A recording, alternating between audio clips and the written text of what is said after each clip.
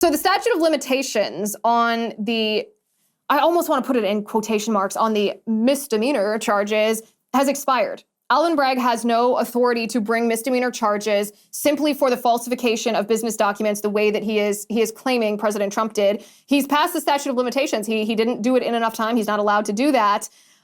He's only allowed to do it now, and arguably he shouldn't be, because he has elevated this to a felony based on this allegation that there was an intent to conceal a secondary crime, a federal crime of campaign finance. What we can infer, Alvin Bragg did not state this in the indictment or in the press conference. What we can infer is that he is saying that what Michael Cohen did by first paying Stormy Daniels that $130,000 was exceed the limits for campaign contributions. He's making that same allegation regarding Karen McDougal, who was another woman who brought a similar allegation against Trump and was paid, I think, $150,000. He's making that same allegation, we think, about that. But again, Alvin Bragg has no authority to prosecute a federal crime. And federal prosecutors have already declined to prosecute this crime. And the FEC found that President Trump did not do anything that would violate campaign finance law. In fact, if it were the reverse, if Trump had used campaign funds to pay off these women for these allegations, what I call nuisance settlements, because this happens oftentimes, unfortunately, to high-profile men who get women making false allegations about them because the women think that they will be believed. They think that this is the way they clout chase. This is their 15 minutes of fame. And so high-profile men often settle with women even when the allegations are false, just to shut them up because they are a nuisance. That's what Stormy Daniels turned out to be. She said that this was not true. Michael Cohen paid her off just because she was being a nuisance. Unfortunately, that is the way of the world. And if there's criticism and illegality to that, it should be aimed at Stormy Daniels. It should be aimed at a woman making a false allegation just to profit from it, giving the Democrats exactly what they need, this weird pathway to get to President Trump. So Alvin Bragg, let's talk about Alvin Bragg for a second.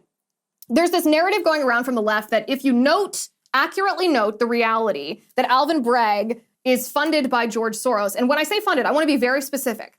During his campaign for election, Alvin Bragg was, people donated to his campaign. George Soros pledged $1 million to a specific entity that gave $1 million to Alvin Bragg. That's, when we say a Soros-funded prosecutor, that's what we're referring to. We just followed the money trail. Followed the money trail from Soros to this organization to Alvin Bragg.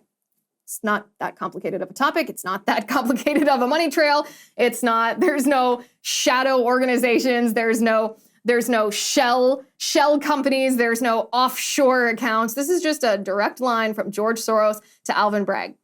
Now, the reason that that's a problem is because of what George Soros himself admitted. This is another reason why this allegation from the left that if we note that George Soros funded Alvin Bragg, then we are somehow levying anti-Semitic accusations against George Soros. What on earth does anti-Semitism or him being Jewish have anything to do with this? In the Wall Street Journal,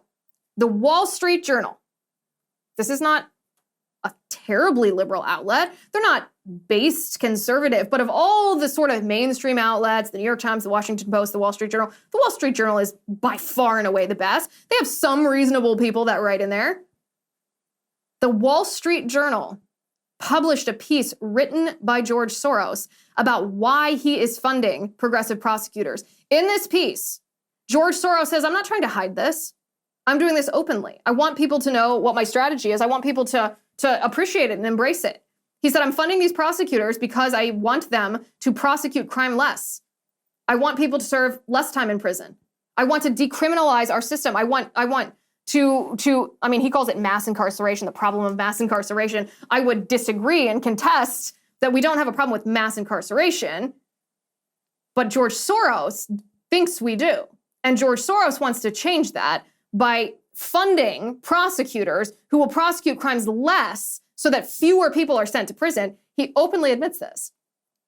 So as you can see, the idea that noting that George Soros, who has this agenda of wanting to fund prosecutors who won't prosecute crime, giving money to a specific amount of money to an organization who gave that specific amount of money to Alvin Bragg has nothing to do with George Soros' heritage or his religion. It's not an anti-Semitic attack. Anti-Semitism is the poisonous ideology that wants to exterminate Jewish people. What on earth does observing and believing what George Soros articulates about his own political ideology have to do with anti-Semitism? They are obviously not the same thing at all. Do not let the left frighten you into not observing and examining and repeating and exposing what George Soros is doing in our country.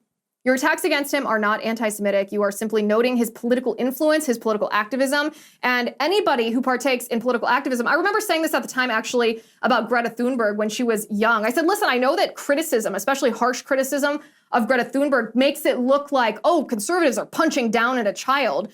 But when a child wants to have influence on a national stage, that child has to understand that you can be one or the other. You can be a child, in which case adults should be a little gentler in criticism, or your political ideology, your political agenda can be taken seriously on the adult stage, in which case, out of respect for the political sphere, as respect actually for your presentation of your political view, we will treat it as harshly as we treat other adults' political agendas. That's the same thing here with George. The same thing applies to Dylan Mulvaney, actually.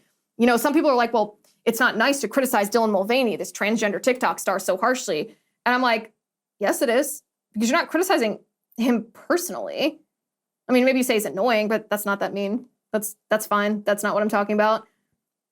But you're criticizing his political activism because he's tied his personality and his platform into political activism, trying to get the president of the United States not to allow states to ban the genital mutilation of children in the name of transgender ideology. Of course you can criticize that. That's the same thing with George Soros. Do not let these leftists frighten you from making criticism of anybody's political activism, no matter who they are. The left picks individuals to conduct their edgiest political activism when they think the individuals are sympathetic figures enough that if we criticize the activism, they can immediately accuse us of being mean to the individual.